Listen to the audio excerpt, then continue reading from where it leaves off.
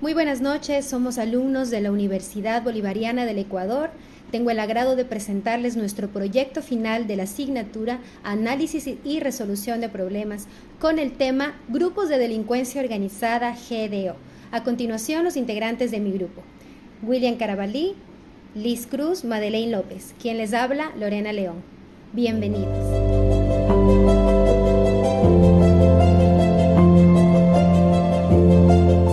El proyecto tiene como propósito no solo analizar, sino buscar una posible solución ante esta problemática tan relevante que atraviesa nuestro país, como lo son los grupos de delincuencia organizada GDO, que son grupos de criminales que operan de manera transnacional, cometiendo delitos graves como lo son la extorsión, el narcotráfico, la trata de personas, el lavado de dinero, las vacunas, etc. Por ello, nosotros utilizamos una serie de pasos que fueron de gran utilidad para el desarrollo de nuestro proyecto. Les vamos a explicar metódicamente cada uno de ellos para que ustedes puedan entender mejor de dónde nace esta problemática que impacta de una manera tan negativa a nuestra sociedad, así como también proponerles soluciones para poder erradicar definitivamente a estos grupos criminales que están estructurados y organizados de tal manera que cuentan con todos los medios económicos, con los medios humanos, utilizando la violencia y la intimidación para poder lograr sus objetivos.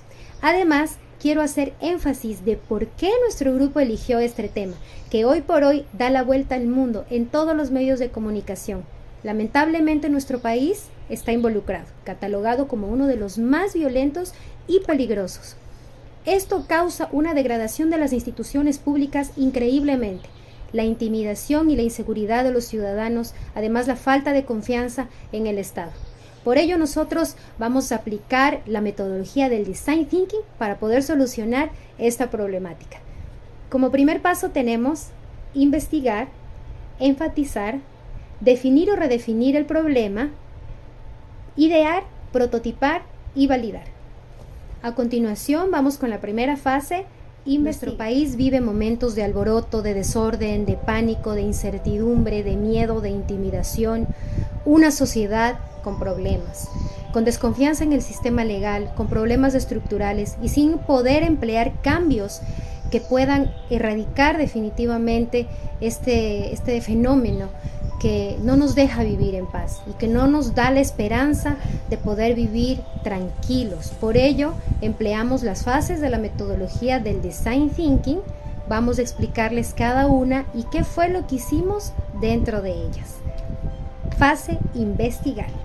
Esta es la primera fase, investigar. Esta tiene como objetivo poder comprender el problema, identificarlo para poder resolverlo. Para ello es necesario conocer los deseos, motivaciones y necesidades de los usuarios que están siendo afectados por este problema. Por ello nosotros salimos por nuestro lugar de trabajo, por el lugar en donde vivimos, investigamos, buscamos, pudimos palpar una serie de fenómenos y problemáticas. Nos reunimos, charlamos un poco sobre qué encontró cada uno. Encontramos desde violencia intrafamiliar, encontramos consumo de drogas y venta en espacios públicos, robos en los buses, asaltos, pero la que nos pareció mucho más impactante y relevante fue la violencia desmedida por parte de los grupos de delincuencia organizada, que son los GDO. Analizamos los principales hallazgos para poder definir el problema de manera precisa y acotada. Esta fase, investigar, es muy esencial dentro de la metodología del Design Thinking, ya que sin una comprensión profunda del problema es imposible poder crear soluciones para resolverlo, sobre todo que sean efectivas, factibles y viables. Ahora bien, a continuación les voy a hablar sobre algunos métodos que utilizamos dentro de esta fase para poder llegar después a una conclusión. Utilizamos entrevistas, encuestas, hicimos observaciones de videos, noticias en prensa, en medios de comunicación, hicimos análisis de datos, de documentación, de informes gubernamentales, de fotos, de estudios, etc. Dentro de nuestra investigación secundaria tenemos como contexto que esta problemática que vive el Ecuador es un tema bien complejo, que tiene sus raíces en una serie de factores, entre ellos la ubicación del Ecuador. El Ecuador se encuentra geográficamente ubicado en una posición de la región andina que se convierte en el punto estratégico para el narcotráfico. La debilidad de las instituciones estatales, la corrupción, la falta de recursos que hace que el Estado no pueda combatir este tipo de delincuencia criminal. La pobreza, la desigualdad, la marginalización social y económica en los amplios sectores de la población que ha creado un caldo cultivo para la delincuencia.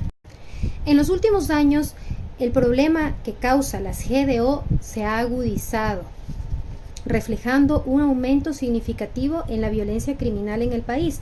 Por ejemplo, en el año 2022 teníamos una tasa de homicidios del 26.5, que era la más alta en la historia del país por cada 100.000 habitantes. Actualmente tenemos de 40.8 por cada 100.000 habitantes. Es una cifra demasiado alta. Los GDO operan en todo el territorio ecuatoriano, pero significativamente en la costa ecuatoriana, específicamente ahora estamos hablando de Guayaquil. Estas organizaciones se dedican a una amplia gama de actos delictivos, entre los que se encuentran el narcotráfico, el sicariato, la extorsión y el robo. El impacto que causan las GDO dentro de la sociedad ecuatoriana es devastador. Estas organizaciones generan violencia, miedo y inseguridad, lo que afecta negativamente a la calidad de vida de la población. Algunos de los efectos negativos que causan dentro de la sociedad son el aumento de violencia criminal. Las GDO son las principales causantes de los homicidios, sicariatos, secuestros y extorsiones que se dan en el país. El deterioro de la seguridad ciudadana. Las GDO generan tanto miedo y un clima de inseguridad que afectan a la vida, al desarrollo normal de la vida cotidiana de las personas. La disminución de la inversión extranjera. La violencia criminal es un factor disuasorio para la inversión extranjera, lo que perjudica a la economía del país. El gobierno ecuatoriano ha tomado una serie de medidas para poder combatir este problema de las GDO, pero ha causado un impacto tan limitado que no ha resultado. Creemos que se necesita un esfuerzo mucho más concentrado de las autoridades, de la sociedad civil y de la comunidad internacional para poder abordar este tema de forma más eficaz. Podemos visualizar aquí nuestro mapa de actores que lo representamos de manera gráfica para entender un poco mejor. Aquí tenemos los actores internos, que son los que tienen un mayor impacto dentro del problema de la extorsión, los extorsionadores, que son los causantes de los delitos, y las víctimas, que sufren las consecuencias directas de este tipo de actos delictivos. El Estado también tiene un impacto significativo aquí, porque son los responsables de causar la seguridad y promovernos la tranquilidad y la seguridad a los ciudadanos. Y los medios de comunicación, que también los colocamos dentro del mapa, que son los que ayuden a contribuir a sensibilizar a la población acerca de este problema y promover algunas acciones para combatirlo. Por ello lo ubicamos en este mapa de manera gráfica, un poco ordenada, ¿cuál es el objetivo de este mapa? Para que podamos comprender mejor las necesidades de los usuarios. Cada uno de estos personajes que colocamos ahí cumplen diferentes roles y diferentes funciones. Otro dato importante dentro de nuestra investigación secundaria es que las denuncias a causa de la extorsión y de las vacunas se dividen mucho más entre Guayaquil, Pichincha y El Oro, con un 40% de denuncias realizadas diariamente, siendo Guayaquil la ciudad más afectada.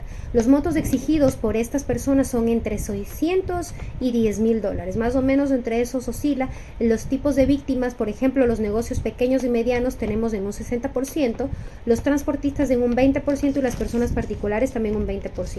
La tendencia de alza de estos delitos, estos factores, son el debilitamiento del Estado, como ya lo habíamos dicho, la desigualdad social y el aumento de la impunidad. Guayaquil, tenemos que recordar, es que la ciudad lamentablemente catalogada la más peligrosa y violenta, con la tasa de homicidios, como les había dicho, de 40.8 por cada 100.000 habitantes. Voy a leerles un artículo que es importante que lo sepamos dentro de nuestra carrera profesional, que nos va a servir a un futuro y lo tenemos que tener siempre bien claro. El artículo 185 del COIP, que dice: la persona con el propósito de obtener provecho personal de un tercero o que obligue a otro con violencia, intimidación o efectuar u omitir un acto de negocio jurídico en perjuicio de su patrimonio a un tercero, está cometiendo el delito de extorsión y eso se paga con una pena de cárcel de 3 a 5 años. Muchas gracias. A continuación vamos con la explicación de la siguiente fase. En la investigación primaria, en esta parte tuvimos la oportunidad de realizar encuestas, entrevistas, observaciones, recopilamos datos importantes, estudiamos cada caso. Esto fue una herramienta muy poderosa en este proyecto. Pudimos hacer una entrevista a una prestigiosa abogada constitucionalista y asesora parlamentaria. Además de entrevistar en el sector a ama de casa, obreros, personas en general, especialmente entrevistamos a un miembro de la Policía Nacional, quien nos explicó sus estrategias para poder combatir la delincuencia organizada, ya que en el sector de sociovivienda es una de las ciudades más, se podría decir, más peligrosas que hay aquí en Guayaquil con respecto a los GDO. De las encuestas realizadas a un grupo de 10 personas, todas están de acuerdo que debería hacerse un mejor control por parte de la policía y de las autoridades. Ellos necesitan vivir seguros, salir sin miedo, porque están atemorizados de salir a las calles. En la fase de empatizar, nuestro grupo de trabajo se centró en analizar y analizar la información recopilada de todos los usuarios y del problema. Para ello utilizamos varias técnicas, como por ejemplo el mapa de empatía, análisis de datos y recolección de historia de los usuarios. Este mapa de empatía podemos describir o analizar en base a los datos de los usuarios, sus necesidades, motivaciones, sentimientos, comportamientos, sueños, etc. Es decir, qué dice la gente, qué piensa, qué oye, qué ve. Recordemos que el mapa de empatía se compone de 6 secciones en donde se describen sus experiencias, como ya lo dijimos anteriormente, que oye, que ve, que siente. En nuestros mapas de empatía podemos palmar que todos los ciudadanos tienen miedo al salir de casa por los constantes hechos violentos que van en aumento en la ciudad y en el país, viendo que las autoridades no hacen nada por cambiar este problema. Desean tener seguridad, donde vivir, que se hagan constantes reformas en las leyes, que la Fuerza Armada y la Policía Nacional realicen más control para combatir y vivir tranquilos con sus familiares. Síntesis mapa de experiencia del usuario. Es una herramienta visual que representa el viaje de un usuario a través de un servicio, donde se describe sus iteraciones, pensamientos y emociones en cada etapa, ayudando a entender su experiencia, el punto de contacto, que son sus pensamientos y emociones. Además se describe lo que el usuario piensa y siente en cada punto de contacto. Identificamos oportunidades de mejora para crear una experiencia más positiva. También identificamos las debilidades y frustraciones para poder realizar cambios que sean más fáciles de usar y más agradables. Como ejemplo pusimos la necesidad de un grupo de ciudadanos o usuarios que vive en el sector de sociovivienda, que es un sector muy peligroso, los cuales son víctimas diarios a las violencias desmesuradas por parte de estos grupos organizados. Los vecinos del barrio buscan ayuda acudiendo al UPC más cercano, con el fin de que les colaboren con un botón de pánico. También forman comités de seguridad para pedir que la policía realice más control y patrullaje, y si es necesario el apoyo de las Fuerzas Armadas. Luego toman contacto con la policía del UPC para exponer sus problemas. Posterior se les activa el botón de pánico, donde los agentes policiales toman los datos de los ciudadanos. Después realizan la familiarización del botón de pánico en sus dispositivos móviles y comparten la información con los vecinos. Luego realizan el simulacro del funcionamiento del botón de pánico. Finalmente el objetivo fue cumplido y la policía realiza los patrullajes con el apoyo de la Fuerza Armada con el fin de devolver la tranquilidad de los usuarios y en este caso de los habitantes de sociovivienda. Fase de definir o de redefinir el problema. En esta fase aplicamos la técnica de Satur y Agrupa. Se trata de sintetizar la información recopilada en la fase de empatía para identificar el problema y poderlo resolver. En las encuestas que se realizaron, las personas indicaron que han sido víctimas de extorsión y amenaza por parte de los grupos de los GDO.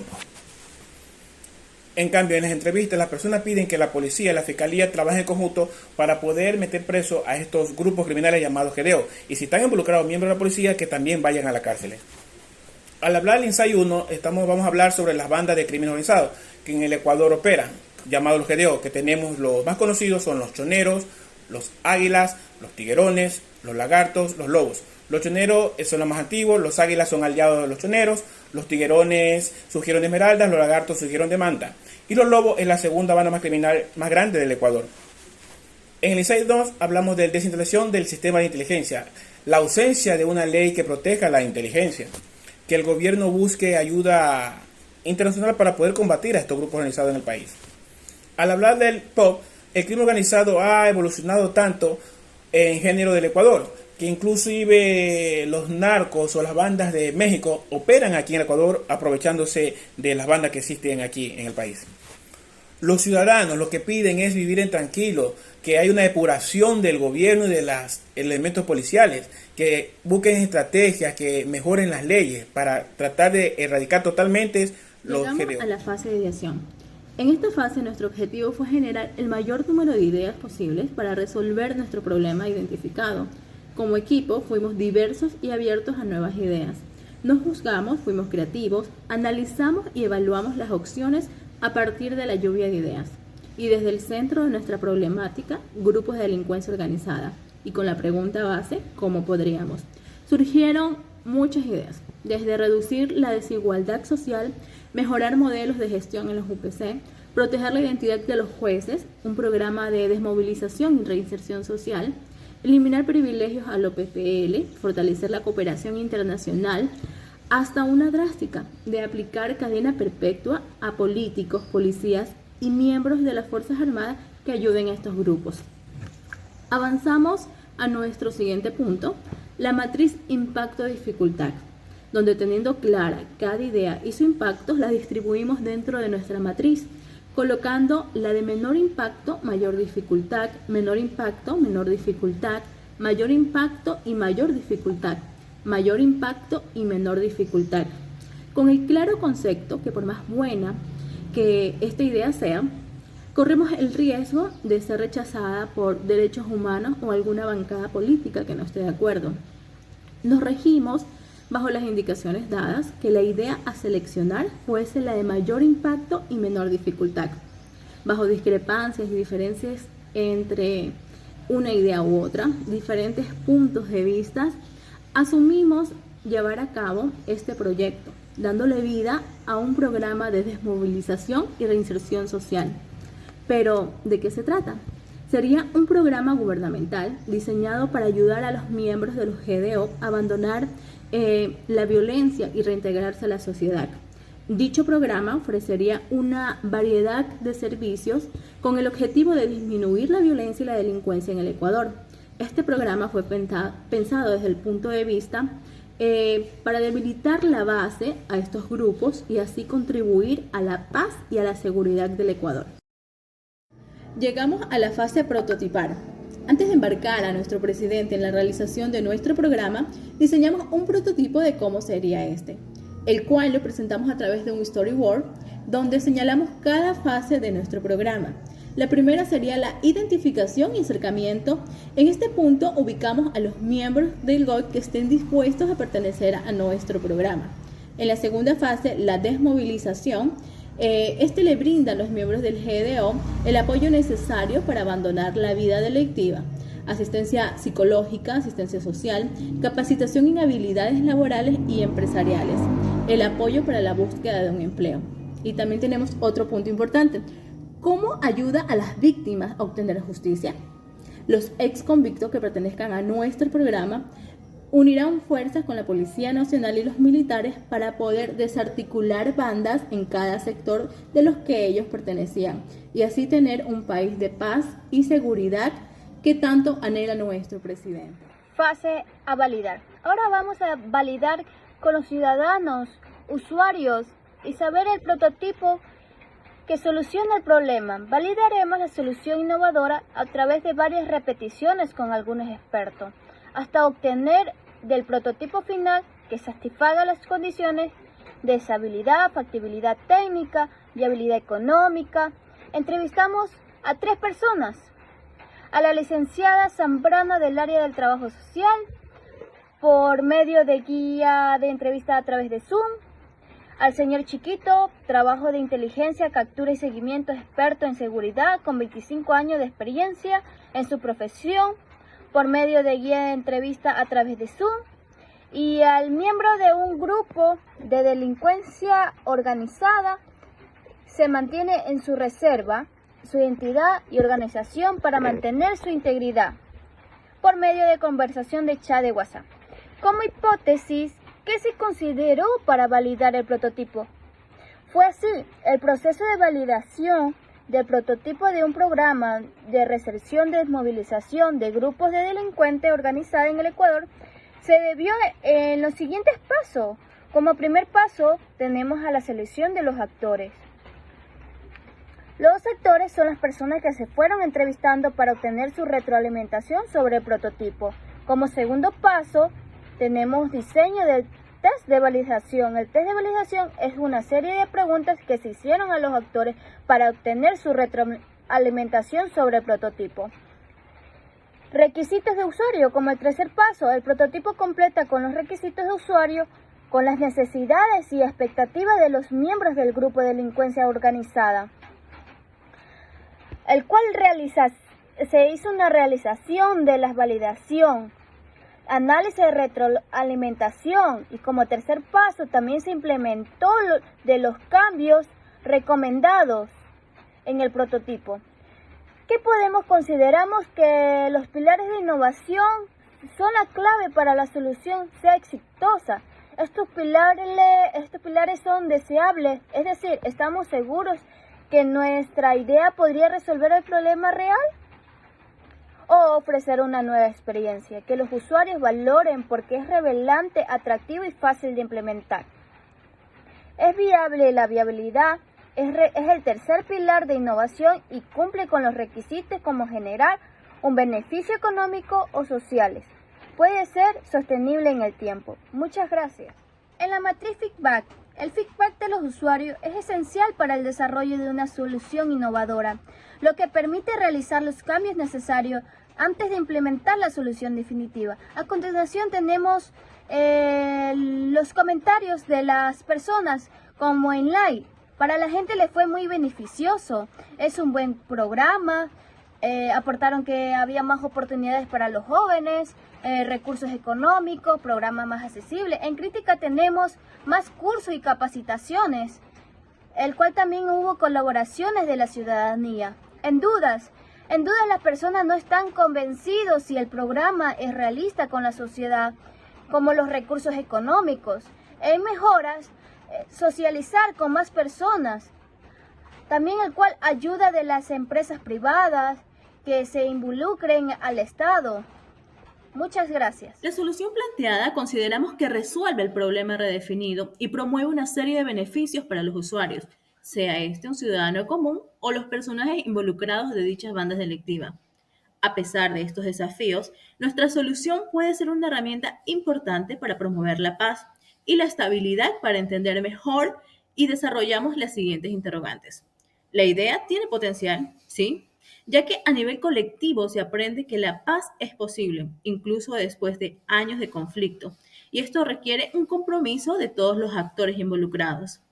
¿Hay que hacer cambios al prototipo? No, creemos que está detalladamente explicado e entendible.